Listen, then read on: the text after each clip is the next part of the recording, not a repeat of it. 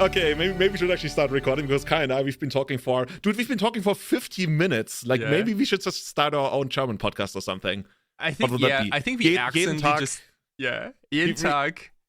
What's eternal in German? Ewig. Jeden Tag ewig. You know, that sounds like a 2008 German emo synth band. No, jeden Tag ewig. I was gonna say, yeah, something like that. Definitely. You remember Unheilig, der Graf? Yeah. That guy returned. It was, that's surprising because I think he was kind of old even back in the day. Yeah, so. No, he's even older. And my colleague, he's working like at a mobile ambulance in Munich for like events and everything. So he's on call in case anything happens. And they had a concert in what's called Im Zenit, which is like not a big, but also like not a small venue, like a mid-sized venue in Munich. And they had their return, you know, Unheilig and der Graf. I guess, He told me like they were a little bit older people, and they had the highest rate of people passing out of the entire year at that concert. Okay, so they had like 18 or 20 people passing out of an audience of, I don't know, 1,000 or whatever. That's just like, I don't know if it's because of age, because they weren't that old. Or like it usually means like either the music was extremely good or it was extremely bad. Dude, this is where we need Callum. Like, we need Callum to tell us how many people pass out when he hits. He plays the bass, right? Yeah, he plays the bass guitar. The bass, not the bass. The bass is the fish, right? The bass guitar. That would be something to play. By the way, hello and welcome to Everyday Eternal number 203. I want to say today it's Kai and me. We got Callum playing the bass down in London today, but he's going to be back next month. Kai, it's been, I want to say like almost 3 weeks or something. Like you and I, we've been really busy. Actually, Callum and I have been really busy. I have no idea what you've been up to, but we were down in Italy, beautiful Lucca, commentating Eternal Weekend, meeting a lot of awesome folks, talking to a lot of people, getting some super spicy, interesting background information that I'm going to share with you, at least of the stuff that I can. Yeah, I watched most, or like at least like half of the coverage, like the parts where you talked about Legacy. It was pretty nuts. Like you had a really like wide deck selection in the feature match area. I think the peak experience from a viewer's perspective was Phil playing like Miracles in Vintage. I think in the second round of Vintage. That was insane because Callum spotted that one. Because it was technically, of course he did. Because it was technically a legacy, like a banned legacy deck with Lotus and Ancestral, and the rest was all like, also like there was like one Terminus and one Entreaty Angels with one Mystical Tutor. That was like a big highlight too. I don't know how he played a Mystical Tutor on that list? I think so. He might have, actually. I'm not sure. Or I hope so. You know, he really the beauty of that is, when you look at the deck list, by the way, that's Phil Blackman of the Eternal Daughters podcast. But by the way, I'm very sorry. No, wait. Dude, I confuse them all the time. Fuck. I feel so bad about it. Because I used to say that Phil top-8'd GP New Jersey 2014. But that's actually another Phil. That's a different Phil, yeah. His last name also starts with a B. And for until 3 weeks ago, for 10 years, I thought they were the same person.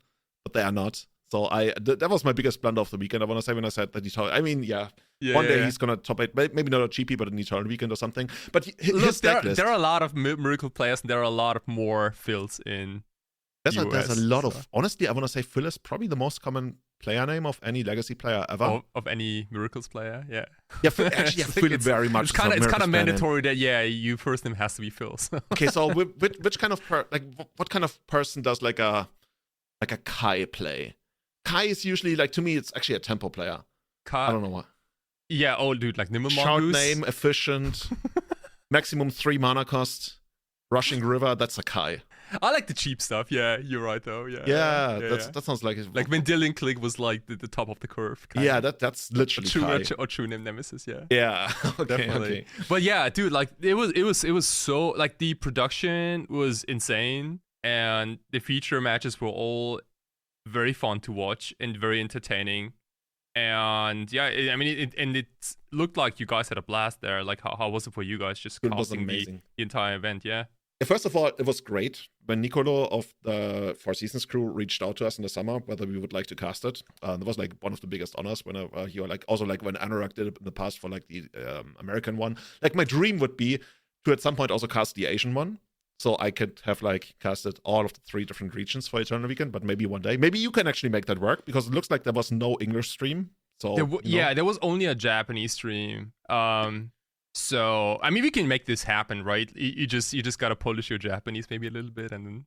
Oh, dude, you're gonna help me out on that one, dude. Actually, isn't it the way like you told me about this, right? You just add O, like Chidit Karto. I feel like that's such a racist, wrong thing to say. I think we did this like a few years back when I taught you some simple Japanese, like I don't like trample is like trampuru, or like I don't know, first strike is fasto strike, or like so bad. Or like upkeep is upkeep. But anyway, oh dude, I gotcha. So I was told that like some people, when they learn Japanese, they actually feel bad when they don't remember the word, and they walk into like a Japanese shop in like Tokyo or something, and they're like, I'm gonna just try the English word with like a Japanese accent, and then it's gonna work. Like, dude, I tell you, can I get a coffee? Like 80% of the time. Yeah. It works out 80% of the time, dude. You just kind of like warp your mouth a little bit, and then add like random vowels maybe, and basically you have to like do the most racist impression of like their language, and then accidentally it's actually right. Yeah, and the worst part is like you kind of get away with this, you know. Yeah, it's like, no, this is how we speak. Like, dude, seriously. Okay.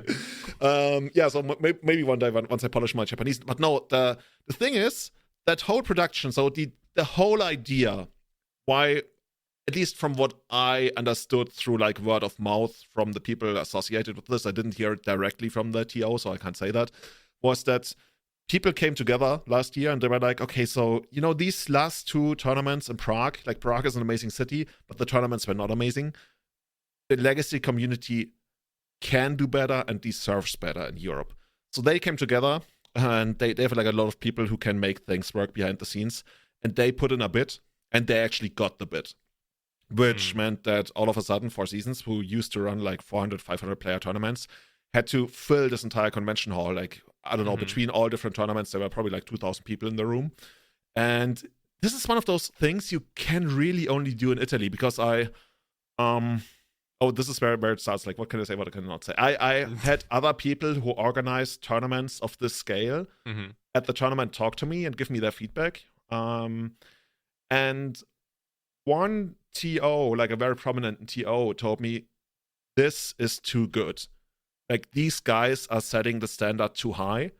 If this is the standard we have to compete with, all the other major TOs who want to ever host an Eternal event in Europe again are going to go out of business, because we cannot reasonably keep up with this kind of quality at this price. Oh, gotcha. Okay, I mean but this is a good thing, right? In like setting the bar higher. I think Legacy players also deserve better. Like, we are not like random kids anymore. Like we kind of want to have like a convenient convention hall, good access, you know, decent food, and like I've heard you guys got to use your vouchers for food too at the venue. Was that correct? Yeah. So for us, the way it worked is we like as the commentators. Yeah, the price sticks you could actually redeem for food, and they also had like, I want to say like 7 food trucks outside, maybe 6, something like, and all different kinds of food, and then also like a sweets thing. I don't know, like it felt kind of random. Like, nobody walks up there and buys tons of sweets, or maybe they did, but other than that, they had like great local food. They had like some international food. They had just like everything, and you also you queued up at a single place where you got your coupon, and then you just walked up and got your food. So you walk to whichever food truck you liked, and that's how it worked. For us as the commentators, I think there was just like, you know, these little small style points that you got. We got poker chips at the beginning of each day. So every morning, Will Hall of the Will Hall Experience, who helped coordinate all of these things here, shout outs to Will, he gave us poker chips. So we just like, it felt so weird, right? You bypassed the queue, you just walked up, you gave them like a 5 whatever poker chip, and you got your food, and the people around you were like, the fuck? It's like, okay, yeah, that's how it works. Awesome. Yeah, you gotta be careful, you know, like next year, like they might sell out of these whatever poker set it is, you know. It's like, just it's like, you know, when you went to a limited GP and they would stamp the cards, So if you had the same exact stamp, you could like fake your card pool or something. It's like, oh, I just happened to have a butterfly. Exactly, yeah. Like how convenient. I have like a truckload of these poker chips in my backpack. At one point, by the way, not in this episode, we're going to go through all the most egregious 90s cheats that people did.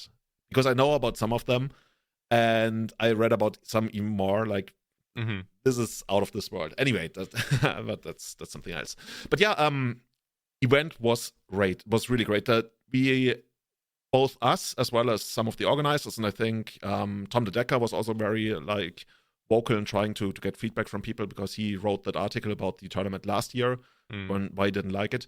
And I want to say the most common complaint was that there was no floor plan, or like not a very good or accessible one, which is true. I guess for us it didn't matter a little less, because we would always go to the same places to do commentary and everything. But I see that's something they can improve. But the thing is, if this is what we're talking about, yeah.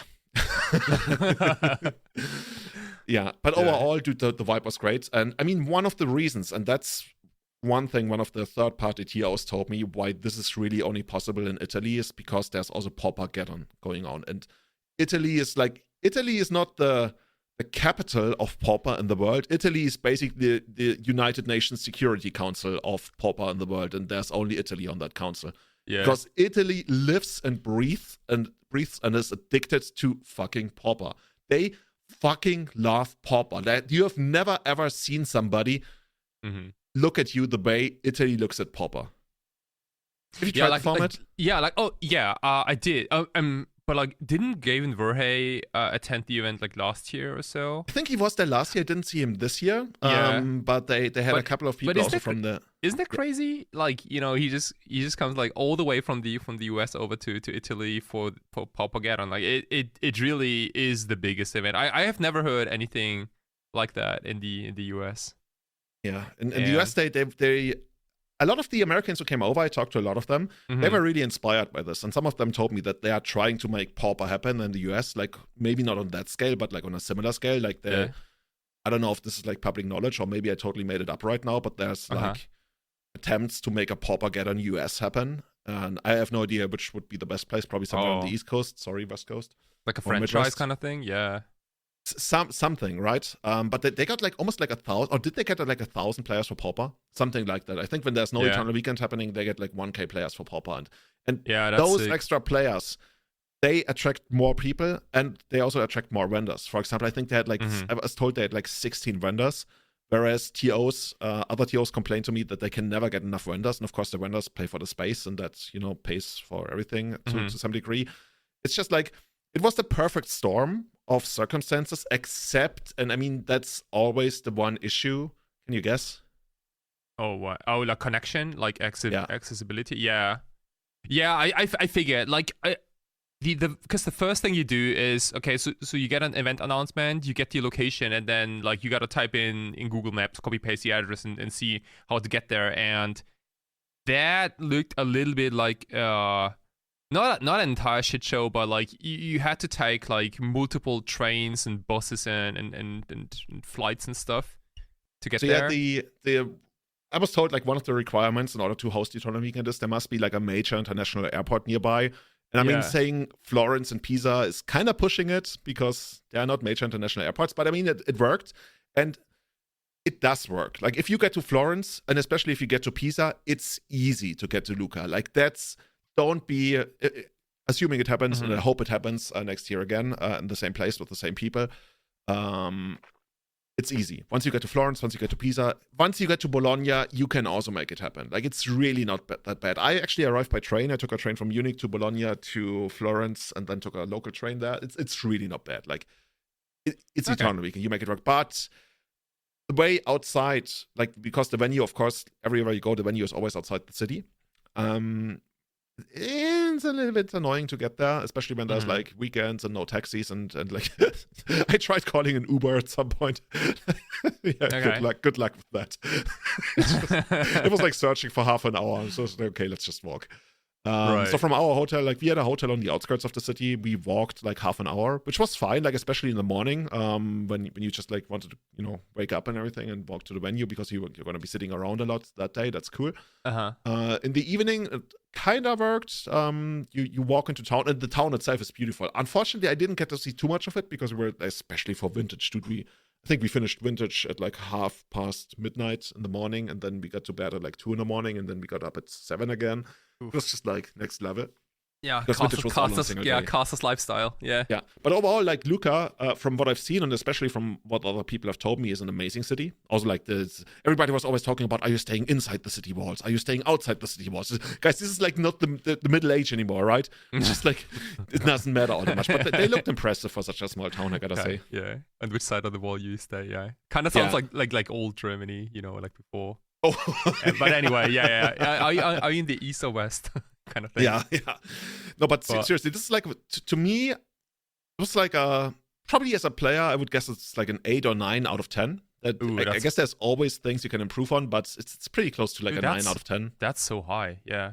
That's really good. Like, was really it good. like? Would you say was it like kind of comparable to like a Grand Prix? I want to say it was. The thing about GPs is GP venues used to be a little bit more accessible, at least for the ones I went to. But food was much better. I mean, other than that, it was basically a GP. It was, we've had GPs that were way smaller than this. Like they were like 500-600 people GPs. Oh, sure, yeah, like the early ones, definitely. Yeah, like other than that, this is literally the same as what we used to have for GP. I guess maybe that was the policy back then for Grand Prix, right? They had to be in a major city, like in a capital, preferably like Paris. Amsterdam, Paris, those kind of cities. I'm trying to think to find out an example other than Ghent that was even smaller, but I think Ghent was the smallest. Was it 2012, I believe? Yeah, like the Timo Schünemann, exactly. Lucas Moura in the finals with Elves. Elves versus Ad Nauseam Tendrils finals. Exactly. Yeah, let's go. I remember it. That was a cool match. Yeah, like that Elves deck also played like a bunch of basics, I think.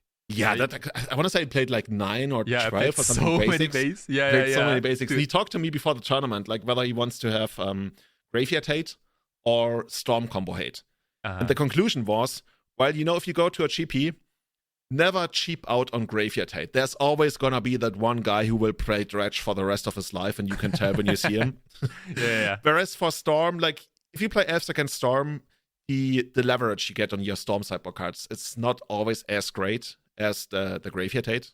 Yeah. I feel like, and that's why I decided to play like Fairy Macabres, and I don't know, I don't think he actually had like proper sideboard hate. It's so specific, right? Like if you play a dedicated Storm hate, like you gotta play against Storm at least 2 times or so, otherwise it's not worth it. Yeah, and you will always find some use for your Graveyard hate, right? Yeah, and it's not like it doesn't do anything against Storm. Like sometimes it does. There's still like Passive Flames now. People play if I remember correctly, but. If I remember correctly, like Timo actually played this card in the finals, and he saw that Lucas didn't have anything, and then Lucas drew for the turn, attacked and passed, and he literally drew Fairy Macabre. Ooh, and that's how he actually got to steal game 2. Oh, sweet. Okay. Yeah. Oh man, dude. Yeah, so dude. Like I think at some point, we gotta rewatch or reread those articles, like those feature match articles. Oh yeah, if you can still find them, right? Because they were, because I don't.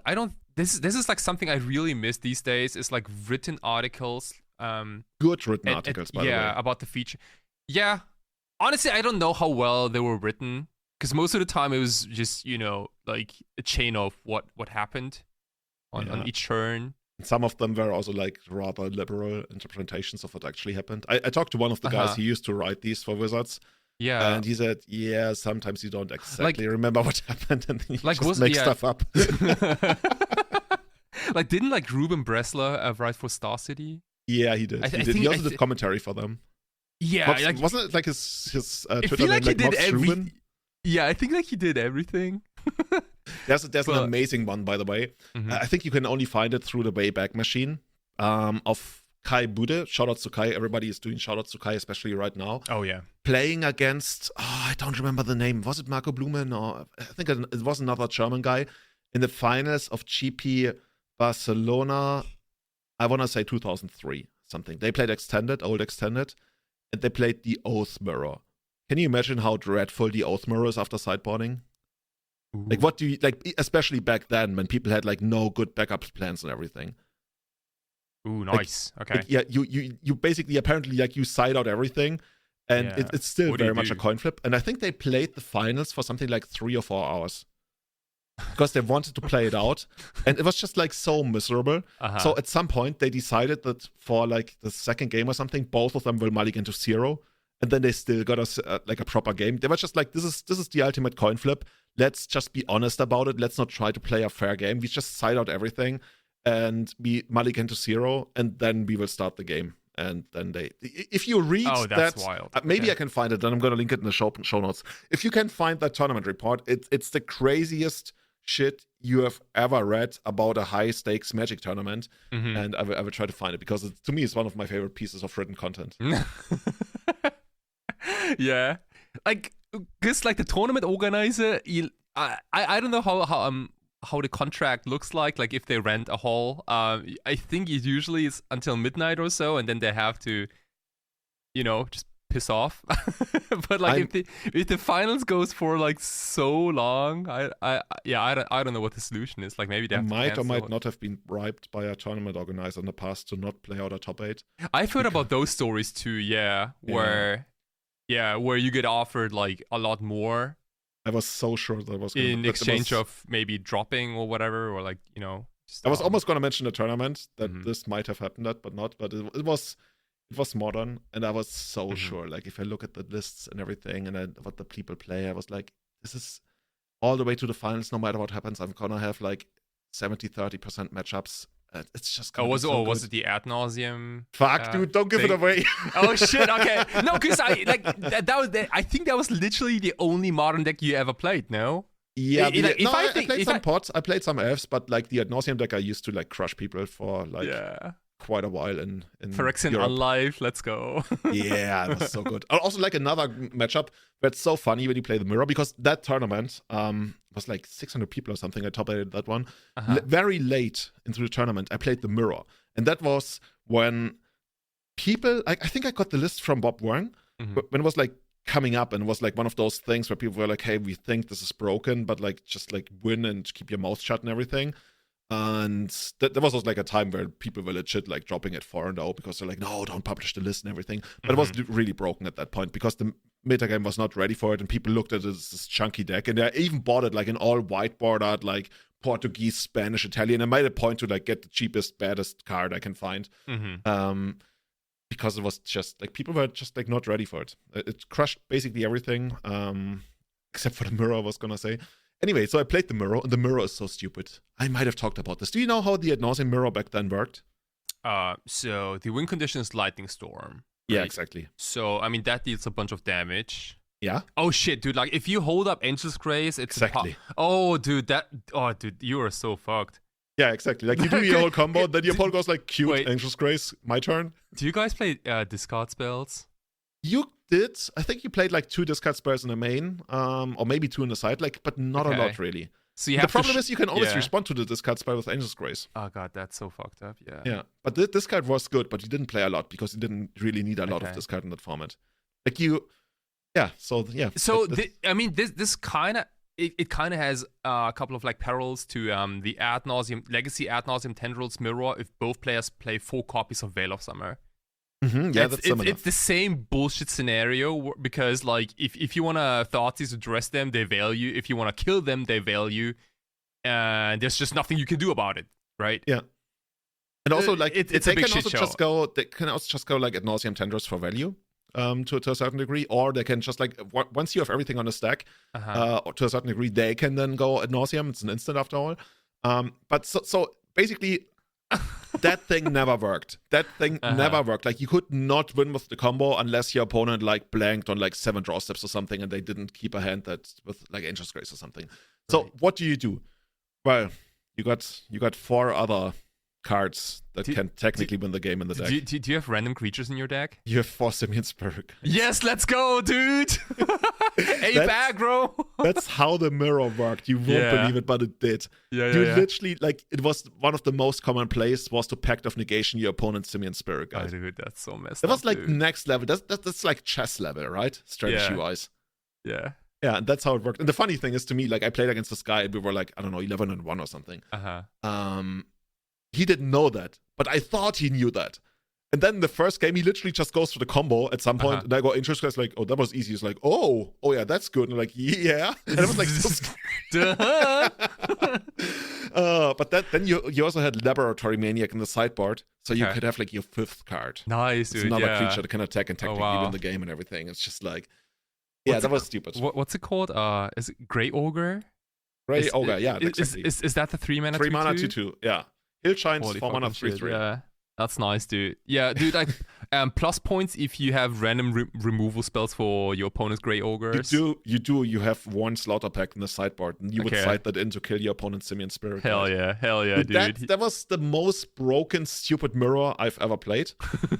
Except for, okay, maybe this isn't, we're jumping across, but this is what you get. You remember the times when people played main deck Leyline of the Void in Vintage, in Dredge? Oh, yeah, every now and then, yeah. Yeah, and like the German Dredge team. What's his name again? Mardemann something. And shout out to Andreas Rehling and a couple of the other Dredgers. They once gave me the Dredge crash course before a tournament. And they told me one of the most important things is to keep a list of all the Dredge players. So if you're not playing, you go around, you collect information about who is playing Dredge. Because if you get paired against them in the first game, nothing matters. You can just mulligan to Leyline of the Void. Because they can't remove it. Oh, because there was no hollow one back then. Yeah, there was just like Stinkweed Imp. So people would go, actually I have a video of that, I think up on my YouTube even, if you can actually dredge it up. Knock, knock. You would just like literally play mulligan to Leyline of the Void from both sides. So the first game starts, both players put Leyline in, and then draw, go, draw, go, draw, go. City of Brass, go, and then you get to like 2 mana. You can play like Golgari Thug, 3 mana, Stinkweed Imp, and everything. And that's like the worst sealed pool you can ever imagine. Yeah, I mean that's what you get, right? Like you play combo decks, and occasionally you have like very shitty limited games post sideboard. When there's just too much hate. I think this is much more common in like Eternal formats. Yeah, I do. I mean, I've done this a lot with Street Wraith beatdowns in Doomsday. It's like Street Wraith just happened to be a creature, you know what I mean? Like, could have also been like a random instant or sorcery that has cycling pay 2 life. Yeah. But it just so happened that it's a 3/4 Swamp Walk, dude. It's just like a great size, right? And Swamp Walk as well. Yeah, dude, it's good stats. Yeah, it can't be fatal pushed. It's really hard to kill with like anything. With Bolt, really. Yeah. It can't even be blocked by half the decks. You remember that old joke about how Shardless Buck cannot beat turn 1 cycle Street Wraith, reanimate Street Wraith. Like they can't race with Tarmogoyf. They can't just like they can't do anything because you have like Swamp Walk and you just get there. Yeah, Abrupt Decay doesn't work. Yeah. I mean, they have to Liliana Edict you at some point. Yeah, maybe, at that point you're probably gonna have another creature already. It's beautiful. It's beautiful. I think actually I saw that Jarvis Yu played some Shardless money matches. I think they played like some 2014, I would guess, Legacy, and he streamed Shardless money matches. This would be something for Callum as well. He loved Shardless. Oh, yeah. But he was also not afraid to admit that it was not as good as Miracles back then. Yeah, I mean, wasn't that your, like, Elves time? Like, the time when you crushed the most with Elves? Yeah, very much so. Actually, I got into Elves because I played... Yeah. I got into Elves because I played at Bazaar of Mox in 2014 in, like, the spring tournament against Elves. Yeah, I played Shardless against Elves, and I got crushed by Christopher. Christopher, I'm sorry, I don't remember your last name. But you were like one of the OG Elves guys in Germany or Europe even. And you crushed me with Elves. And I still remember that night in honesty, I was thinking this Elves deck is actually better than people realize and that give it credit for, because it's so incredibly versatile between, well, having the combo plan, but also the grindy plan. And I need a card that's good against them. And I thought so much about that night. And I arrived at Grafdigger's Cage. because it stops like kind of like the grindy plan. You can't fetch Triadabo anymore. You can't use Senate, and you can't use your natural order. So I can focus on the other aspects. And the other one was, help me out again. What's it called? 1 blue counter target sorcery.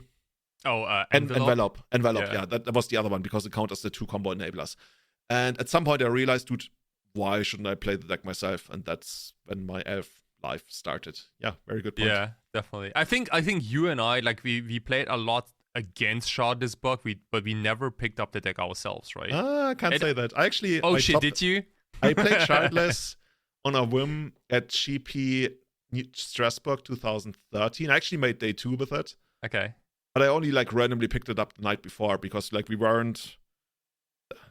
Actually, I'm not sure why I picked it up. I happened to have it. Like, it was a deck, it has a lot of cards that you just have, so you can always build it. Like the Bug mana-based fetch lands, Liliana, Tarmogoyf, Deathrite Shaman, Thought Seizers and stuff, Chitte. Like, all of those cards you just happen to have. So you might as well just have it. And I think I built it randomly before the tournament. And I played 2 Chittes, and my friends gave me so much shit because they were like, if you shardless into it twice, it's going to feel so bad. But yeah, it doesn't matter, dude. Yeah, one is better than none. So yeah.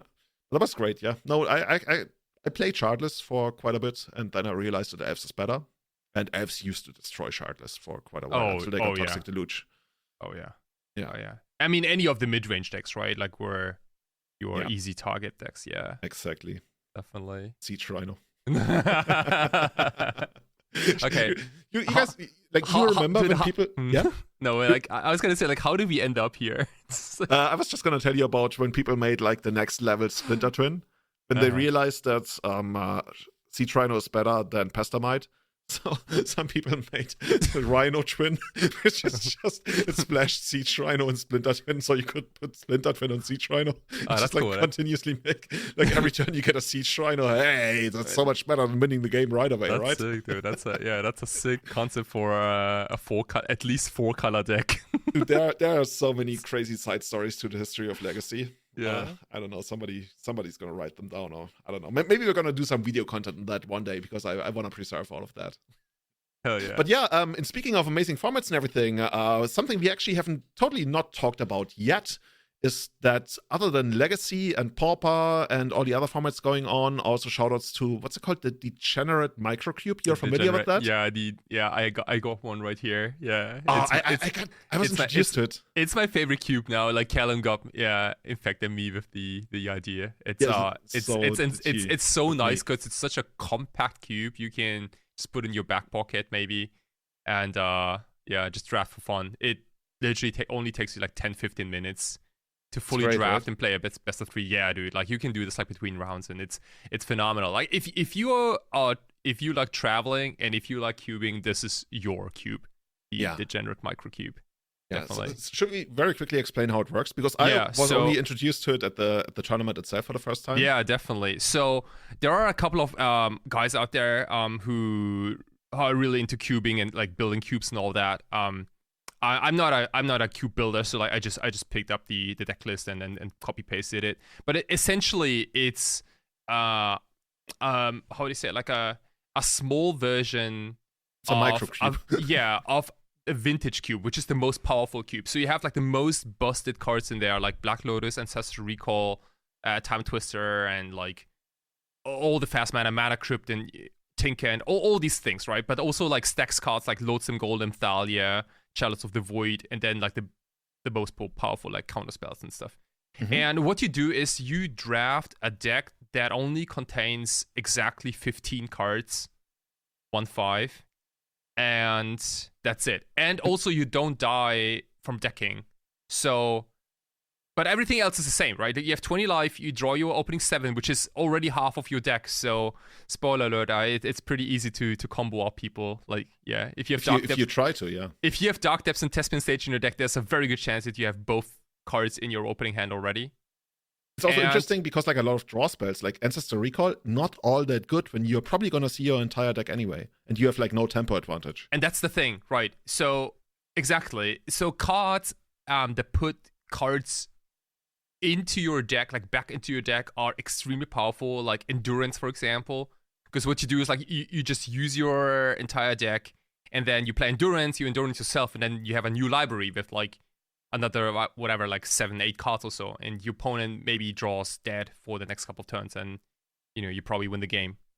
But like even stuff like Feldon's Cane, also Memory's Journey, those kind of cards are extremely... Dude, Memory's Journey was excellent. Yeah, Absolutely dude, excellent. this card is cracked, dude. Yeah, probably like one of the Legends artifacts that's like 8 mana, put a random card on the bottom of your library. So this is good. It's like demonic tutor at some point. Yeah, it's phenomenal. Yeah, definitely. So it's a little challenging. If you enjoy powerful decks in general, this is definitely the cube for you. It just adds like a little bit of a twist to it, so that you have to, kind of think about how to extend your library maybe a little bit, or what was the first deck that I drafted? The first deck I drafted was Stacks. Like I picked up like Workshop, everything. I picked like all the spheres. I picked up Lodestone Golem. Hell yeah. All the lock elements. You know what my opponent just did? Nightmares. I don't know. Opponent just went land, channel Fireball, channel Emrakul, kill you. Oof. Right. Okay. Yeah. That can happen. That can also happen on turn 1 frequently. Yeah. Like, I went like turn 1 sphere, turn 2 sphere, turn 3 golem or something, and he was like, yeah, cool, land, kill you. So, okay. What can you do? But yeah, that's Degenerate Microcube. Definitely worth checking it out. I don't know if you can actually check it out. The list is probably to be found. Oh, you gotta Google it. That's Callum sent me a link, but it's literally just a Google link. You just type in Degenerate Microcube, and then there's a download link. Okay, sounds good. Otherwise, maybe we can actually put it in the show notes, so giving people all the more reason to check out the show notes. But Kai introduced me to the Microcube. Kai, the format that I want to talk about is Premodern, because I've been singing its praises for such a long time. And this tournament at Prague, at Lucca, I was initially told it was the biggest Premodern tournament in Europe, but then the Impact Return guys were quick to remind me that the Spanish Premodern Championships was even higher at, I think, like almost 300 players. Wow. I've been interested in the format for such a long time. I love the format. The format was recently introduced to Magic Online, which gave it another insane boost, like a complete explosion. I was going to say, I don't know how to put it in words, but actually that's my job as a podcaster, I guess. I'm going to speak about in a moment why the format is so amazing, but right now, just to give you an idea, I think this is not only a new format that's catching on, like, I don't know, you always have formats catching on. This almost feels like a revolution to some kind. Like this, I don't know if you got the same impression, because I think you are not that close to Premodern, at least not in the past. But I feel like it's drawing everybody in, like players, content creators, so many. Like I see so many Eternal focused podcasts who are also like turning towards Premodern as one of their things that they cover.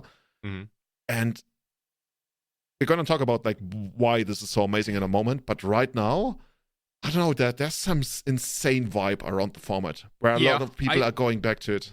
I can see it. Like it's so just to clarify, like I still haven't tried that format yet. I watch a little bit of content here and there, and generally like why I haven't tried it just yet is because I personally love powerful Magic. Like I like Bolas the Citadel and Doomsday and like turn 1, turn 2 kills and stuff like that. Oh, you got that as well. Yeah, but I mean, I was told that Premodern is kind of like this slow format where like you don't kill people before turn 6 or 5 or whatever. But anyway, I think it's kind of like this Premodern hype is probably directly linked to the frustration probably a lot of Magic players have with the upcoming schedule of Wizards of the Coast and how like they want to release so many Universes from Beyond sets, especially in 2026, which I can kind of get. So, to kind of escape from all these like insane new sets and also like the high frequency of releases, it's kind of nice to kind of just step back and take a breath and play with the cards you already know from the past, because you have a lot of muscle memory, right? Like everyone knows how the card Phyrexian Dreadnought works. It's with Stifle, or like you don't have to explain what Disenchant or Naturalize does or. I'm not even sure Naturalize is legal in the format. It actually might be. I think it was in 7th edition. Oh, hopefully. No, I'm just naming like random staple cards, right? But like I get why it's so popular because it has nostalgia, but also it's so clean and doesn't have like not like the cards don't have like 5 lines of text like the newer Mhm. cards, and yeah. Yeah, I think Yeah. the being clean part is a big part of that. And yeah, also what you mentioned about that whole, that's why it feels almost like a player-led revolution, because Mhm. like none of the tournaments are controlled by wizards. None of the cards even are controlled by wizards. They Mhm. have like no influence of what gets played, and people also like it's incredibly proxy friendly. Not only Oh, like is it? the gold border cards are always legal. And for like a lot of events in Europe, you can also just like play proxies as long as they're like nice looking ones. So Oh, gotcha. that's another thing that draws people towards the format. But yeah, and as you mentioned, it feels like the cards also have like more flavor in the sense that they're like more dedicated in what they do. There's like not walls of text and like every card can do 7 different things, because for some point Wizards was trying to push like best of one, so you need like lots of modular cards to combat and everything. It's like no, it's just Uh-huh. like it's fucking Psychotalk, it's Enchantress, it's Goblins, it's Mhm. what have you, Terrageddon or something. Like all of these very flavorful, clear decks. And I think that's another thing I like about it. Like the decks are usually like 2, 3 colored, and they're Mhm. like not soup decks. There are really not that many soup decks. The decks are like all of those decks are great theme decks. You know when Wizards used to print like Oh. 4 theme decks for every expansion? Yeah, yeah. And they were like very different in what they did. And Uh-huh. that's what the modern decks are like. They're very dedicated. And a big part of that is because there's no, well, I guess there are fetch lands, but there are no dual lands. So either you have no fetch lands or you have no dual lands. The consequence of that, of course, is that the decks tend to have fewer colors and better themes. So Mhm. less soup. And I Yeah, guess if you're like a okay. Magic outsider, if you tell them No, there's less soup in the format, they're like, what does that mean? But you get it, right? yeah, that's a good thing. Yeah, if it like having like a good stuff deck is like good stuff decks are usually pretty ugly. And bad, usually, right? Yeah, like I mean the cards are powerful, but like the deck looks like really ugly and just not. It almost doesn't matter like in which sequence you draw the cards because every card is individually so powerful.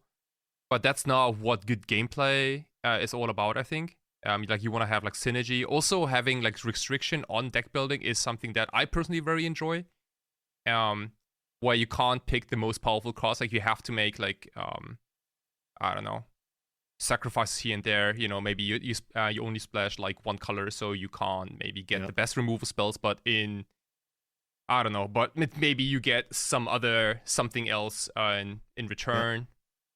Also, when you look at the tournament results, right, it's just so incredibly diverse. I mean, Mm-hmm. caveat, now that it's on Magic Online, people are gonna try to optimize the shit out of it, right? Because now all of a sudden you have to put your money where your mouth is, like multiple times a day if you want to grind it.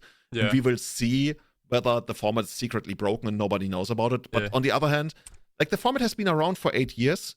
And some really great people have tried to crack it. And some of them did. Like, for example, when land tax was banned, that was like clearly by far the best deck, and land tax needed to be done so badly. I could tell you stories about like how that stupid Fate deck worked. Like you would use Gaia's Blessing to shuffle Armageddon back into your deck, so you would literally draw through your entire deck, so you could Armageddon your opponent's one last land left. Just like you would literally grind them out and then win with whatever. Like you would sometimes just win the first game and like make it so long there would not be enough time for the second or third game. Yeah. That's when the format was broken and something needed to be banned. But other than that, this is just like okay, let's look at all the deck lists, at all the decks on MTG Top 8 right now that people can play. And by the way, for those who don't know what is Premodern, dude, we are such shitty podcast hosts, we don't explain it. But you know, we assume that our audience is very well educated, at least after they've listened to the podcast.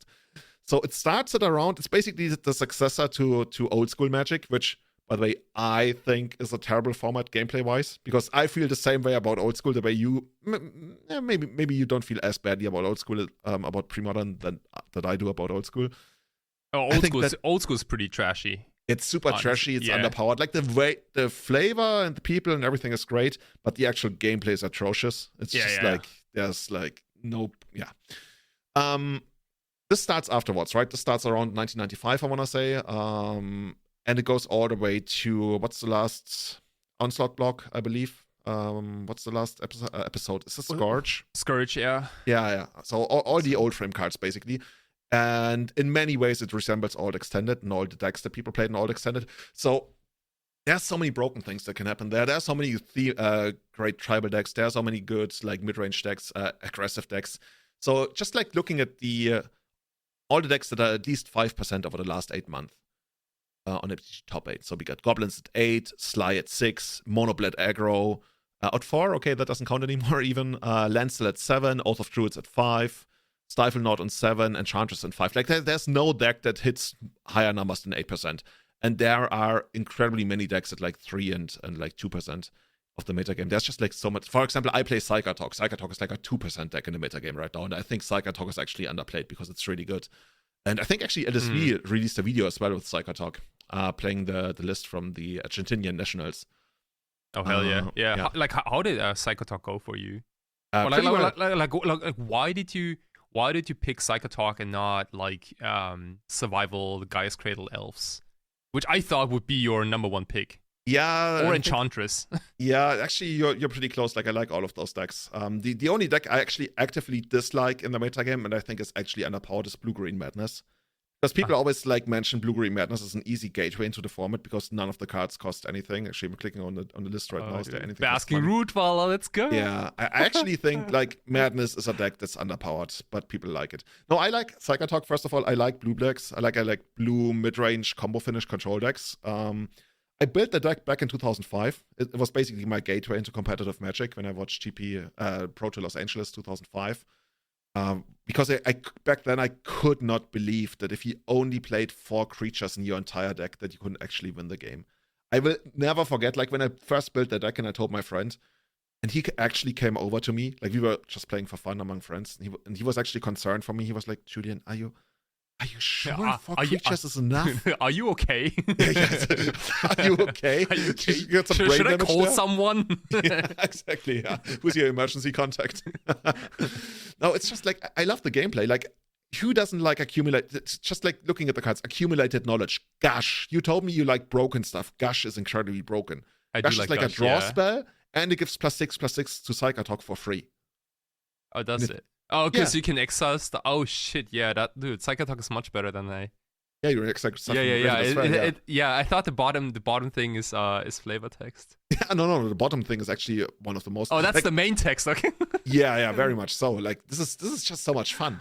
And like you, the strategy in that format is on a whole new level. Legacy, over the years, over the decades, I gotta say, at this point, has lost some of its strategic appeal and became a lot more tactical and like short-term gain and everything. And Premodern has preserved that. And I listened to a podcast, and I don't know if that was an actual quote by Mark Rosewater, because it blows my mind if he actually said that. But allegedly, he said that like Premodern was from a time where they designed cards for one-on-one gameplay, and then later people tried to adopt that for multiplayer gameplay. Whereas right now, they design cards primarily for multiplayer gameplay, and then we try to adopt it for 1v1 gameplay. And I feel that that's a great point. And yeah, definitely. I can see that with like the initiative, for example. I think that's a good example, right? Like where like initiative just doesn't work out in 1v1. It's just way too powerful, too easy to get, and there's just only one opponent who can seal it back. Yeah. But initiative, like you don't see the initiative in actual Commander all that much because it's so easy to lose. Yeah, it's super risky, right? Yeah, and it's also like like Julian Nemesis is also like not a great card in Commander, I would guess. Oh shit, yeah, that was because that was designed for Commander too. That was one of the first Commander decks. 2013. It was legal at Southmox and Annecy, Paris back then, Yeah, definitely. It just looked so fucked up, right? Because like, why would you make a creature that's literally Progenitus in 1v1, and there's nothing you can do about it? That's honestly that was the first time when I got a little bit upset with Legacy. A lot of people did back then. I think so, right? Because like it's generally Magic players just don't like cards that make it so that you can't do anything about the situation. And like the initiative was kind of similar, right? Like if you play a control deck, or if you play a deck that doesn't run creatures and the opponent gains the initiative on turn 1 or turn 2, then I mean that's what it is, right? Like you can draw as many removal spells as you want, but like you're not gonna you will never ever catch up with the initiative, and it was kind of similar to True Name. But that's a big beauty about Premodern, right? You don't get into these very early situations where the game is basically over, and then you go through garbage time where you feel like, oh, maybe I still got a tiny chance and I have to play it out. Definitely. It's initiative. Initiative. Yeah. Yeah, like the reverse situation comes up with like a card like Necropotence, for example, which is so cracked in multiplayer because you have 40 life or ad nauseum, right? Ad nauseum is just so not okay in Commander because you have double the life points, and so like you have it on both sides, I think. But so I played a little bit of Pauper the other day. I played in my very first Pauper event with like about 60 players here in Berlin. And, what did you play? I don't have a deck, so they just gave me. That's bad. Yeah. So like like a half an hour before the event, I just said, hey, dude, you have some spare decks or whatever, and then they gave me this mono blue terror deck, which is like a creature. Yeah, it's like terror. I don't even know what it's called, but it's like a Grumrak Angler kind of thing. Terror of the Skies or something. I don't know. Yeah, and then Delve of Secrets, and you play like Ponder, Mental Note, Brainstorm, and Counterspell and stuff like that. Dude, I went 5-0. I won the event. Easy, dude. We should have brought this up much earlier. Congratulations. Yeah, I mean, thanks, Undefeated dude. lifetime Pauper champion of Berlin. It was kind of funny because like after like the third or fourth round, I got paired against like these hardcore Pauper grinders who had like caps and shirts that said like Pauper for life and whatever, and I just showed up with like a deck that was not even mine, and dude, I destroyed them. I went like I didn't lose a single game. I went that's cute. Yeah, I went like 10-0 in games. Did they offer you to join their Pauper for Life team? Yeah, they did, and I declined. But anyway, playing hard to get. But my point is that I think Pauper has some similarities to Premodern, where you get rewarded for patience and for your actual gameplay instead, because the cards are so weak. At least in Pauper, like they are all commons, right? But like if you sequence your spells, like if you really, I don't know, like push with your Delvers maybe and gain some tempo and then use your counter spells while having like threats on board and stuff like that, you can kind of steal games more often. And I can kind of see the same in Premodern, where you just don't have many free spells. Yeah, actually, you do have quite a bit of free spells, and they are actually pretty relevant, like Daze, Foil, all that kind of stuff. Foil. Okay. Gush, hello. Gush, good one. Yeah, there are a couple of, like in Elves, half of the cards feel free because you have Priest of Titania and like you untap it and there's like Anger. Like, I think you make a great point about Pauper, because I used to play a lot of Pauper over my career as a Magic player, like a lot. I want to say I have hundreds of Pauper matches at least on Magic Online, and I used to have pretty good feel for Pauper, at least like back when I played it. And I agree that the one thing that would always turn me away from the format after a while is that it's underpowered and is such boring, and like the gameplay is almost too strategic, and there's like no blowouts and you can see stuff coming from a mile away. That's why I only ever played like tempo decks in Pauper. Like I played Mono Blue Delver just because I felt like there's at least some kind of stress and anxiety that you can induce. That's what we like about overpowered cards, right? Because something can happen at any point and you have to kind of be ready, or maybe hope to be ready. It's just like that anxiety, and I think there's not enough of that in Pauper for me. And that's what I like about Premodern, because Premodern, the threats are more powerful. It's much more closer to like Legacy in that regard than to Pauper. Like Premodern is a really broken format at times, and that's just like what drew me to it. Like we have Tinker legal, we have Oath of Druids legal, and those are like decks. Those are like not bad decks. Like you can go Tinker like, for Phyrexian Devourer, for example. I was gonna say, like, what's the best thing you can Tinker for? Yeah, Phyrexian Devourer, and then you fling it into the face. Or you use like Phyrexian Altar and mill the entire deck or something. Also, actually, I don't remember what you Oath of Druids for. Is it like a Chroma, actually? That can't be it. Oh, Angel of Wrath? Dude, are you kidding me? Oh, no, Terror War. Of course, Terror War is literally the best creature in the format, people say. Oh, the 3-drop? Okay. Yeah. Is that better than a Chroma? I mean, it attacks for like 40 or something. Because it counts like, you mill yourself with Oath, right? And then on the next turn, you can often mill yourself again. So you have like, I don't know, 20 lands in your graveyard. Your opponent also has lands in their graveyard. so it kills much quicker than a Chroma. Oh, gotcha. Okay. Yeah. But honestly, like the deck that people consider the best deck in the format, and that also probably has the best creature in the format, is Mono Blue Phyrexian Dreadnought. Mm-hmm.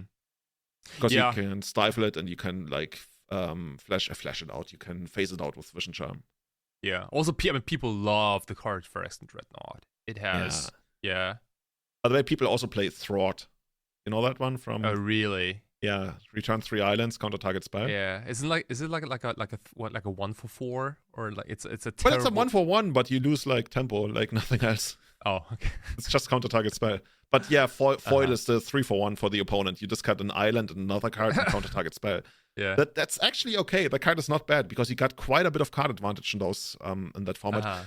And to give you an idea, something that I like that you have, for example, have to learn, like the matchups are pretty deep and you have to understand them. For example, when you play Landstill against Psychotalk, especially in the first game where Landstill will have like all of their white cards, it's very classic Landstill. What do you counter? Like, what matters? Like, if you're a Psychotalk, how do you play the matchup?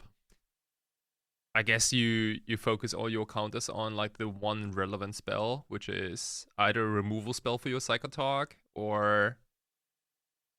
Oh man, like do both players play Accumulated Knowledge? No, only the Psychotalk player does. Okay. But they also play Decree of Justice. So, and you don't play Stifle.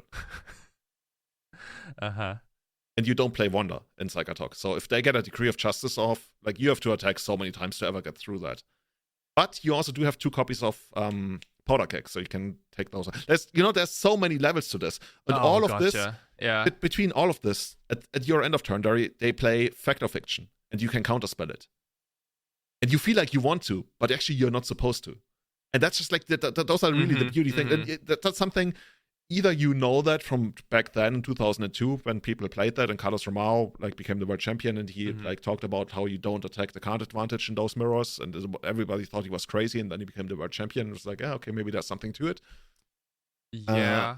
Or you lived through it because it's actually pretty common, especially for Psychotalk, to die with like 7 cards in hand or sometimes even like 11. Like when you dig really hard on their turn, you just don't find it and you're like 40 cards deep into your deck and it's just like, You gotta know, and that's the beauty of it, to just like fully understand the matchup. And I feel like Premodern is very close to that ideal point for me between like randomness and explosiveness and brokenness and good gameplay, with tons of decks being viable and no deck like sticking out as the best deck by far. Maybe that's gonna change now that it's on Magic Online, but right now I'm in mad love with the format. Yeah. I'm building Psychotalk and Pauper right now. Next deck I will actually build as Elves, you're right. Ooh. And oh yeah, because you already got the Cradles and you probably also have a Place of Survival. I got some, like I think that's the thing, you can also play with proxies. Dude, like didn't you play like Worst Survival back in the day? Survival was one of my gateways into Legacy, yes. It was Enchantress was my very first deck, which I'm also interested in. It's actually also one of the greatest decks. But yeah, then I played Survival was the first time I understood that I could actually be like not terrible at this game, and that's when I started like winning tournaments and stuff with like recurring nightmare Yosai the Morningstar locks in Legacy. Can you imagine? Your 6 mana dragon and recurring nightmare and everything. The white one? Yeah. That makes it so that your opponent doesn't their stuff and they skip the next untap step. That's a very interesting way of playing Stasis. Stasis, by the way, is also like a really good deck in the format. Oh, you can play... Wait, Stasis is legal in Premodern? Stasis is legal, yeah. Okay, Stasis is another good... Like, people will argue whether it's a combo deck or a control deck. It's kind of both. Oof, the card's really fucked up, dude. It's so tedious to play against. I mean, once they have the lock, it's kind of hard to get out of it. But you have to, like... It's basically like a combo deck, and then it ends. It also ends rather quickly because Black Wise is going to kill you rather quickly. But by the way, there's also like Replenish, which is another great combo deck in the format. Replenish is also like more like a control deck that is a combo finish. Dude, that's just like so many great things going on. I see. One of the most popular decks right now is what they call Moneyball. I'm not sure why it's called Moneyball. I assume it's because it uses like a lot of really crappy cheap cards to still wins like mono black, and it plays like what are they called? The 2 mana reds that make you discard a card. Oh, Yeah, I know what you mean. Yeah. Yeah, it's a crap common. Yeah. Yeah, exactly, like that kind of stuff. I'm trying to find it. Uh-huh. Black Landloss? No, that's not it. Oh, Contagion. You know Contagion? That's another deck. Oh, no, not Contagion, and Contamination. Oh yeah, that's a 3. I believe it's a 3-mana enchantment because that card sees some play in Commander. Yeah.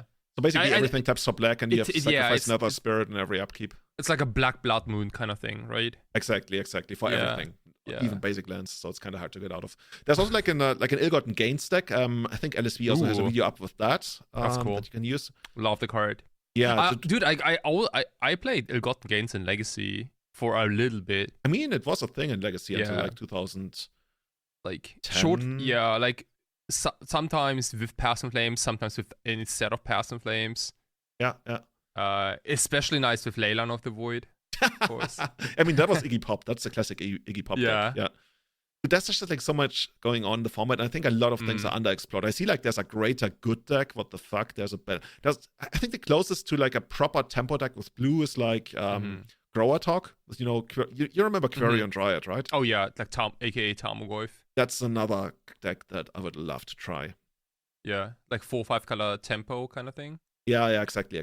Nice. I wouldn't be surprised if they literally play like City of Brass because they're honest to God. Probably do, yeah. I see like Box Diamond is so popular and like widely played because it fixes your colors too. It fixes your colors, and it's also like one of the best acceleration. I want to say like Mox Diamond is almost one of the most defining cards in the format. Like it basically gets played in all those like Terrageddon decks and stuff like that. Okay. Maybe Oath of Druids, I could imagine something like that. Yeah, there's just so much going on. And on top of that, of course, there's Goblins, which is one of the most played decks. Goblins is amazing. It's almost like can have aggressive starts. It has like mid-range gameplays. There's Sly, which is probably one of the best decks in the format, even though data points toward it's being just okay. You know, like Ball Lightning, Jackal Pup. I'm clicking on one of the deck lists right now. Mog Fanatic, Incinerate, Fire Blast, Lava Dart, Lightning Bolt. Okay, this one has 2 copies of Shock. What the fuck? Hell yeah, dude. Shock. Yeah, imagine losing to Shock. Also, there's one of the most defining sideboard cards, actually, is Call of the Herd. A lot of decks that are like more dedicated in the main deck, they would have like random Call of the Herds in the sideboard to side in. So all of a sudden, like your control deck that sided out their removal, now they have to deal with like 2 elephants and they need like 2 removal spells. It's just like awkward, and you can even play it in the main deck just to go a little bit wider. People love that. And there's another one. What's it called again? Is it called Crush of Worms? There's one that has flashback. Roar of the Worm. Is the one, right? Like, yeah, you make a 6/6 for 4 mana flashback. I think it has like an uncastable mana cost, like if you play it regular. Well, unless you use LED. That's the thing. Like for the Ill-Gotten Gains combo deck, you have Roar of the Worm in the sideboard. If you feel like you're playing against a mid-range deck that has like too much stuff against you, you just bring in like 4 copies of Roar of the Worm, and like you make our 6/6 on the first turn. And then you laugh in their face as you crush in every turn. Would you say that like having Premodern on Magic Online is a net positive for the format, or do you think that it would maybe ruin the experience because maybe a lot of those maybe Zoomers might break the format, or I don't know, you know, maybe I think it's very much a net positive. Yeah.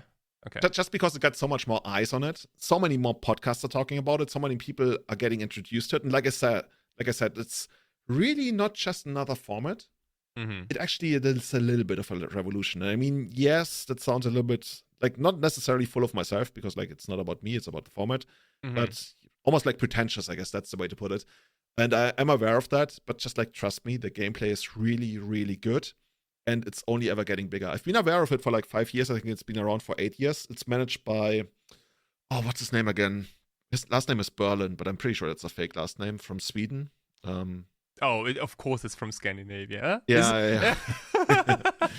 It's this one dude who invented the format, who's managing the format, and he's really good about the ban list, right? He's just like a little bit of this, a little bit of that. And it's just like, he's a very good curator of the format, and people trust him a lot. And yeah, it's to be seen, right? People, I think the most interesting thing to people right now is Stifle not broken? To me, the most interesting thing is talk actually much better than people give it credit for. And yeah, right now people are playing it a lot. Are you aware of like the Premodern LobsterCon tournament? I've heard of a tournament that sold out in seconds. 90 seconds. Yeah. They had like 300 something, 340, I want to say, like seats in somewhere around Boston. And they made them available, and it sold out in 90 seconds. And they have a wait list of almost another 300. They had like almost 700 people like jump onto the format. And that's once again what I mean by, it's almost like a revolution. I guess I'm not going to use that word anymore because now it's actually getting too pretentious for me as well. But there's an avalanche. That's basically the same word, right? Happening. And yeah, I'm very much in it. I'm very much in love with Premodern. It's also exploding in Munich. Like we get way more people for Premodern than we do for Legacy at this point. And yeah, I'm going to be on board. Of course, card prices increased, but get in it as you can. A lot of the cards are still like very cheap, especially in paper. And then for the other ones, you can use proxies, and that's totally fine. And yeah, dude, I'd love to see you get into Premodern and play some decks. Maybe you're going to figure something out that you like. You can also try it out on Magic Online, of course. It's going to be around. They also had challenges. So they had their first 3 challenges, was like super diverse of what people played. And yeah, I played Talk in one of them. I think I started out like 3-1 or 4-1 at some point. Then I made a strategic error. Then I made another strategic error. And then I lost to Burn in a very close game. But yeah, it was good gameplay. We played 7 rounds. Nice, dude. Yeah, okay. If the card power level is low enough so that Burn can be a reliable deck, it's not. I was just terrible. I mean, Burn is good against control decks, right? Is it? Isn't there like any like isn't there something like Batterskull? No, there's no life gain. No. I mean, actually, there is life gain. There's Ivory Tower. As I say that as literal Ivory Tower from not Renaissance. This is a proper one from Antiquities. Yeah, that's there's a literal proper one here in front of me. Yeah, that's a healing self every turn. Yeah, the thing is, like you go to 7, then you pass, and then on your upkeep it triggers, and then you play Gush. And all of a sudden, you have 11 cards. 3 more. You have 10 cards in hand. Yeah, that's GG. Yeah, see? That's just too good. Yeah. Okay. It's an amazing format. It's much deeper than Old School. It's much deeper than Pauper. It's much closer. Like, if you had like a sliding scale, this is really much closer to what Legacy was like when you started playing Legacy than it is to anything else. And I think that's what's drawing people in. And I mean, goes without saying, community is great. People like check out. I listened to a lot of like podcasts recently. What are they called again? There's the Duris crew who are also organizing the LobsterCon event. Let's shout out some people here if you want to get deep into the format. Where is it? Yeah, this one. Spike Colony with Mike Flores and Lenny Huang.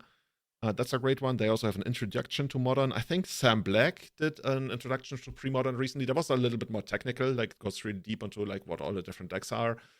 I would honestly say just watch some Premodern gameplay on YouTube. There's this one guy whose name I don't remember who does like these versus videos just at his like home, and he plays against his friend with like every day he plays like a different Premodern deck against different Premodern decks. And that's something that I actually would like randomly watch on the side while doing something else. And it's just like, once you get the Premodern bug, it's gonna be kind of hard to lose it again. You will see. You will see. No, it looks like Premodern is the secret layer. No, it's the universes beyond we actually want. Yeah, universes beyond actual Magic. Okay. Yeah, no, that's really cool. So, dude, seriously, maybe check it out. I'm probably gonna play it at some tournament next year because that's what I'm hyped for the most. And yeah, next time you get to tell me about, oh my god, no. How I did with Basking Rootwaller and yeah, if you pick up stupid Blue-Green Madness, no. I was gonna say you're next gonna tell me about what did you wanna like share how CEDH is actually a good format? Oh yeah, dude. Yeah, oh man. Like we have a lot of stuff to talk about. We will do that next time. Yeah, definitely. By the way, remind me, I have some background info as well from the judges. They told me about because how there's like a crisis, a CEDH crisis in Europe with regards to judging. But I guess we can Yeah. There's a lot. There's a lot of good things, but a lot of also like a lot of shitty things to talk about. So this is a great cliffhanger, actually, an unintended intentional cliffhanger. Okay, oh, yeah. Awesome. So you're flying to Japan right now, right? You're actually at the airport now, close enough. Yeah, in approximately 48 hours from now. Yeah, heading over. I do this kind of every year, if possible, just over the holidays. Go over to my friends because that's the time when my Japanese friends have the most time, and I have a bunch of decks sleeved up already in my suitcase, and yeah, I'm just gonna attend a couple of tournaments, and just do like pretend that I live there for 3 weeks. Did you reserve your Kentucky Fried Chicken bucket? My what? Isn't that like a tradition? Like I read that in Japan. Oh shit! For Christmas, you mean? Like of course. The KFC bucket. So, fortunately, I fly right after Christmas, so I don't have to reserve a crazy shitty Kentucky Fried Chicken bucket for Christmas, which I did previously, but which kind of felt bad. One day I want to experience that. Yeah, no, that's one of the things the reasons why I don't want to go to Japan, but thanks for mentioning. Yeah. Cool. So I think maybe I'm going to do another episode later this month. If not, I guess there's not going to be another episode until Christmas at the very least. Everybody have a happy Christmas time, happy holidays. Great being with you for, at this point, 13 years now. It's like I think we had like a 2-year break. Other than that, the podcast has been around for almost like half of my entire life as a Magic player. I always say like Everyday Eternal in many ways is probably the thing I'm the most proud of all the things that I've produced and done in Magic over the years. I could say it's also because of the great co-hosts. No, we can argue about this, but yeah. We can argue about that, but seriously, like we have the greatest listeners. Yeah, and I really mean that. So everybody, we can argue about this too. I mean, unless they play Blue-Green Madness, exactly. That's gonna be a problem. Just get out of here with you like basking root wallers and like arrogant worms and everything. Yeah, we will see. But yeah, everybody, have a great time. See you again next time, and just keep getting into Premodern. It's actually worth it. Bye bye. See ya.